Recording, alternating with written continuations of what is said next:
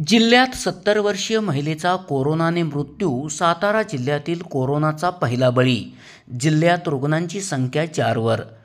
सातारा जिल्ह्यात कोरोनाचे संकट वाढू लागले आहे. जिल्ह्यात 70 वर्षाच्या वृद्धेचा कोरोनाने मृत्यू झाला असून सातारा जिल्ह्यातील कोरोनाचा हा पहिला बळी ठरला आहे. जिल्हा शासकीय रुग्णालयात शनिवारी उपचारादरम्यान वृद्धेचा मृत्यू झाला. दरम्यान कोरोना रुग्णांची संख्या 2 वरून 4 झाली असून 3 रुग्णांवर कराडमधील खाजगी रुग्णालयात उपचार सुरू आहेत, तर एका 70 वर्षीय वृद्धेवर जिल्हा शासकीय रुग्णालयात उपचार सुरू होते. 3 दिवसापासून त्या व्हेंटिलेटरवर होत्या. दरम्यान नागरिकांनी घाबरून जाऊ नये, तसेच मास्क वापरावा आणि काळजी घ्यावी, असे आवाहन जिल्हा शल्यचिकित्सक डॉक्टर युवराज करपे यांनी केले आहे. SP ओरिजिनेटिव्हसाठी सुनील परीट, कराड. कोविडचा प्रादुर्भाव महाराष्ट्रामध्ये आणि आपल्या जिल्ह्यामध्ये थोडासा वाढत आहे.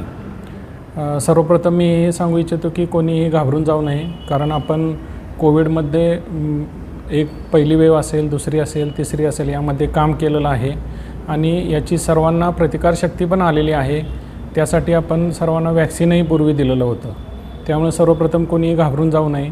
फक्त सुरुवातीला हे सांगतो की जसं कोविडमध्ये आपण करत होतो की गर्दीच्या ठिकाणी टाळावं, किंवा जर काही आजार असेल, म्हणजे जसे की ताप आला, दम लागला, तर लगेच जवळच्या सरकारी रुग्णालयात जाऊन आपण तपासणी करून उपचार घ्यावेत. कोणतेही अशी लक्षणं अंगावर काढू नयेत.